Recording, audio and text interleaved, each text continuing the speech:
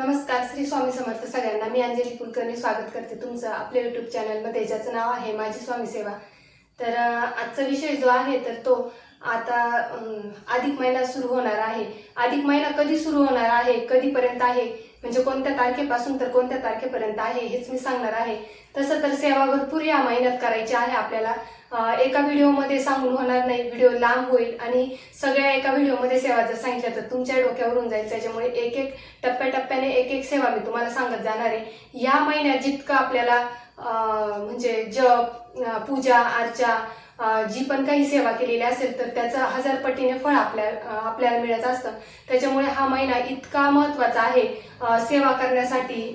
भगवान श्री हरी विष्णूंची सेवा करण्यासाठी खूप महत्त्वाचा मानलेला आहे. अधिक महिना म्हणजे काय तर तीन वर्षानंतर येतो, म्हणजे 33 महिन्यानंतर येतो तो.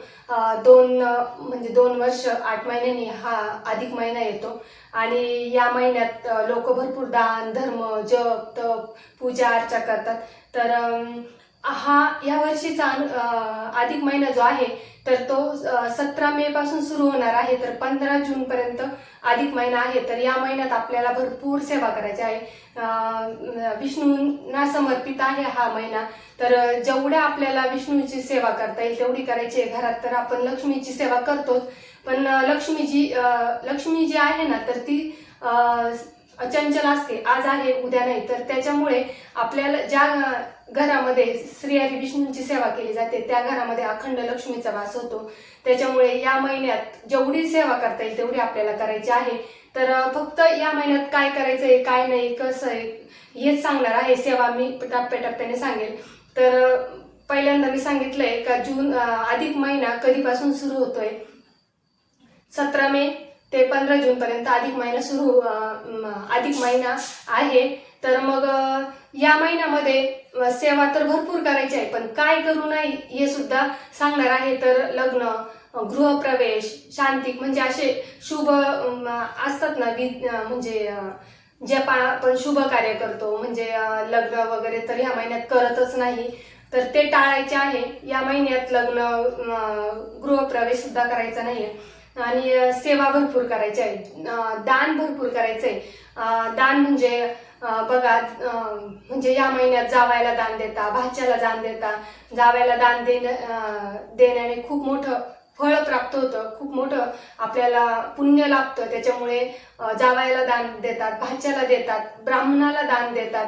आणि या महिन्यामध्ये कोणतं एक ग्रंथ आहे तर तो पण वाचायचा आहे.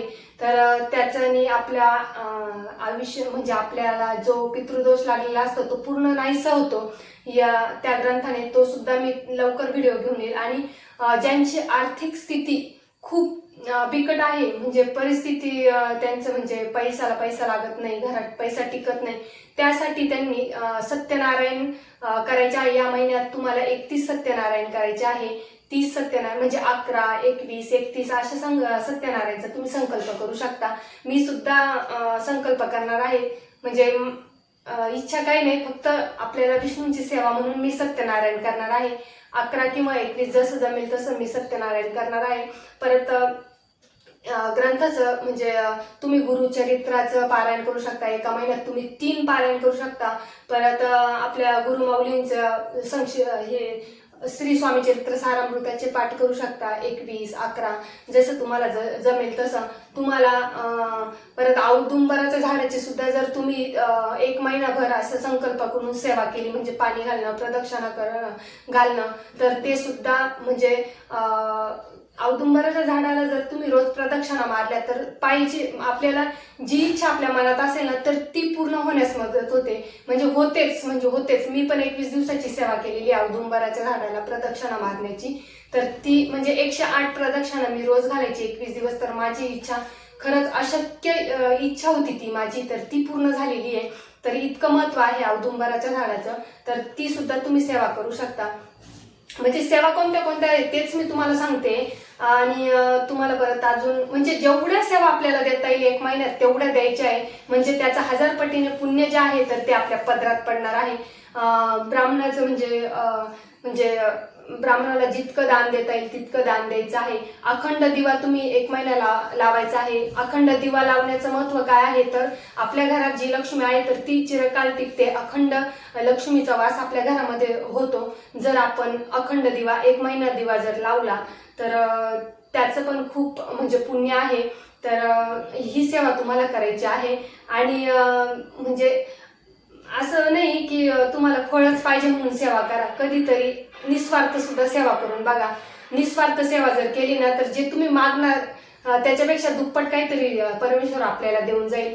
आणि बरेच लोक जे आहेत ना तर ते तीर्थस्थानावर जाऊन स्नान करतात. या महिन्यामध्ये तीर्थस्थानावर जाऊन स्नान करणं सुद्धा पुण्याचं काम आहे.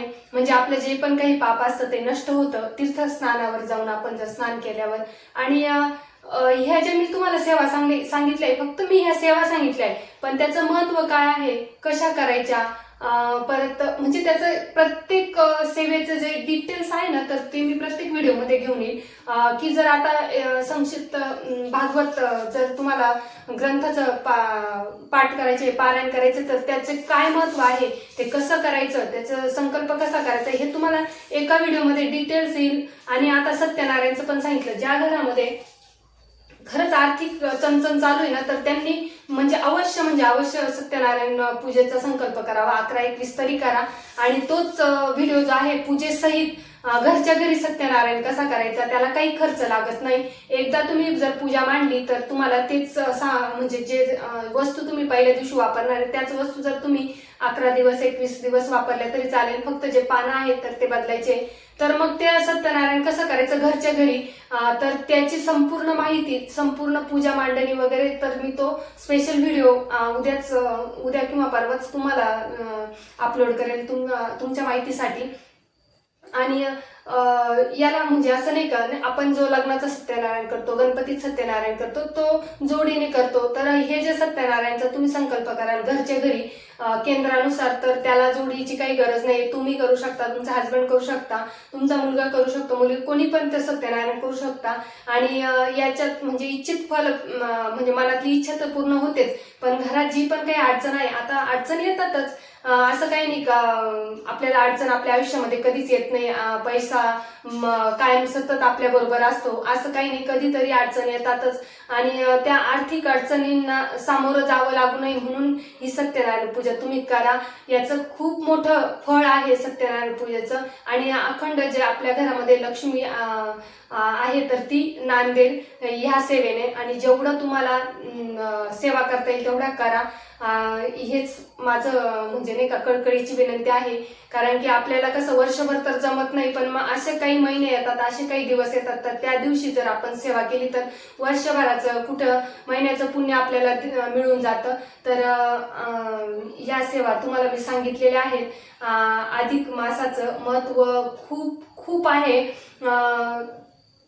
या महिन्यात आईची ओटी भरतात, या महिन्यात जोडवे करतात, त्याचं संपूर्ण मी तुम्हाला व्हिडिओ घेऊन येईल. आणि पुरुषोत्तम मास सुद्धा या महिन्याला म्हणतात. म्हणजे भगवान श्रीहरी विष्णूंचंच नाव आहे हे. तर या सेवा तुम्हाला म्हणजे 1 महिना करायचा आहे. तर चला सेवा करा आणि त्याचं फळ घ्या, सेवेचा अनुभव म्हणजे घ्या तुम्ही. तर एवढंच सांगते. चला आजची जी सेवा आहे तर ती मी स्वामीचरणी अर्पण करते आणि श्री स्वामी समर्थ म्हणते.